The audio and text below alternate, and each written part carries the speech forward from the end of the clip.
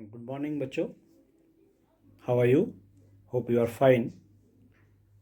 आज हम अपने मैट्रिक्स एंड डिटर्मिनेंट चैप्टर के एप्लीकेशन पार्ट को पढ़ेंगे। आज हम सीखेंगे कि डिटर्मिनेंट्स की सहायता से कैसे हम equations in 3 variables, linear equation in 3 variables को हल कर पाते हैं। इन्वर्स निकालना और एडजॉइंट निकालना हमने पहले सीख लिया है और आज हम उसका ही उपयोग कर इक्वेशंस को सॉल्व करना सीखेंगे। हाँ बच्चों, हम application of determinants and matrixes पढ़ेंगे। हमने ये पूरे चैप्टर को पढ़ा है।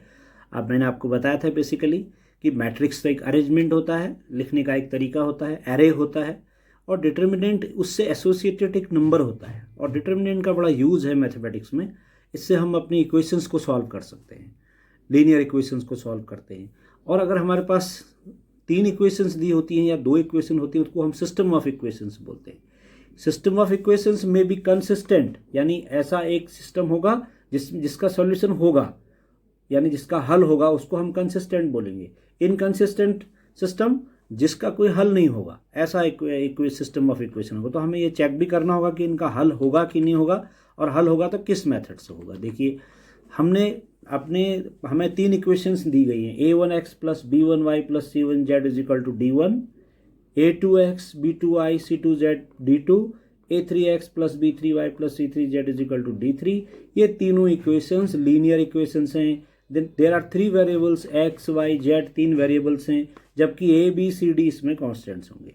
इन इक्वेशंस को बच्चों हम ऐसे लिख सकते हैं, यहाँ पर a is equal to this है और x की जगह हम ये x y z लिख देंगे, और b ये जो d1 d2 d3 से बनी होगी इसको बोल देंगे b।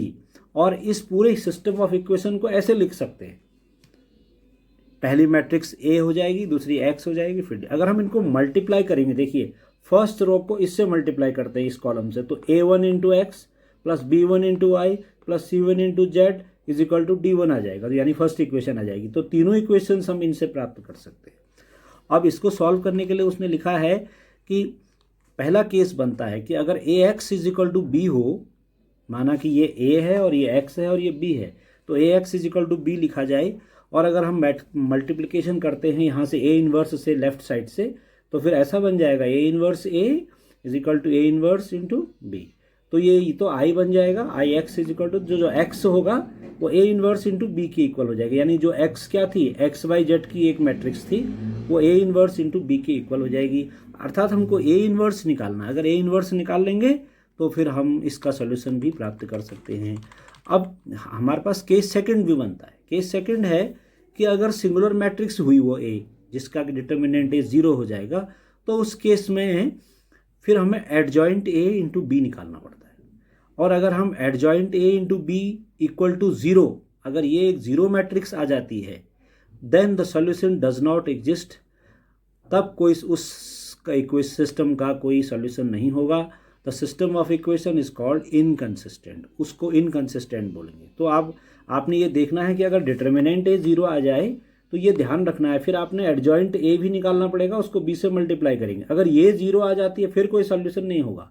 हाँ, अगर ये 0 नहीं आती है, सेकंड केस इसका, द सिस्टम में बी आइदर कंसिस्टेंट और इनकंसिस्टेंट, फिर ये दोनों चीज़ें हो सकती, कंसिस्टेंट भी हो सकता है और inconsistent. According to the system have either infinitely many solutions और नो सॉल्यूशन, 2 केस इसमें हमारे बन जाएंगे।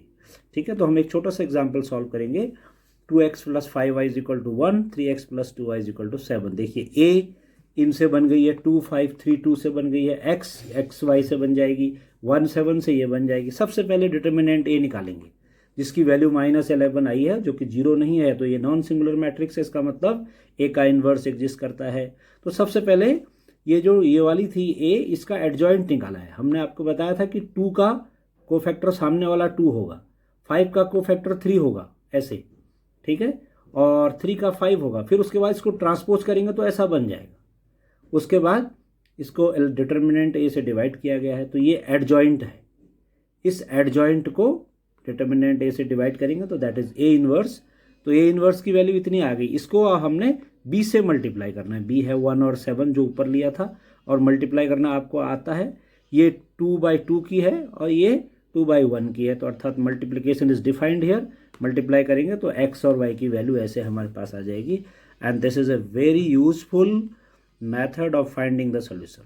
एक हमारे पास 3 वाली है, देखिए 3 इक्वेशंस हमको दी गई हैं, इसमें भी ये a है, ये b है, ये a है, ये x है, ये b है। पहले डिटर्मिनेंट चेक करेंगे जो कि -17 है, जिसकी वैल्यू 0 नहीं है तो वो नॉन सिंगुलर मैट्रिक्स है। उसके बाद हम क्या निकालेंगे, सबके कोफैक्टर्स को निकालेंगे, इन कोफैक्टर्स को लिखेंगे। ये देखिए -1 -5 इनको ट्रांसपोज कर दिया गया है, -1 के बाद -5 यहाँ होना चाहिए था, लेकिन ट्रांसपोज करके यहाँ चला जाएगा, रो में चला जाएगा। फिर x की वैल्यू आ गई a इनवर्स इंटू b। बाकी मल्टीप्लिकेशन आपने सीखा है, उस मल्टीप्लिकेशन की सहायता से हम इन तीनों के सॉल्यूशंस ज्ञात करेंगे। ठीक है, और जो आज आप अपने बुक के क्वेश्चंस करेंगे और जो प्रॉब्लम आपके होंगे मुझे सेंड कर देंगे।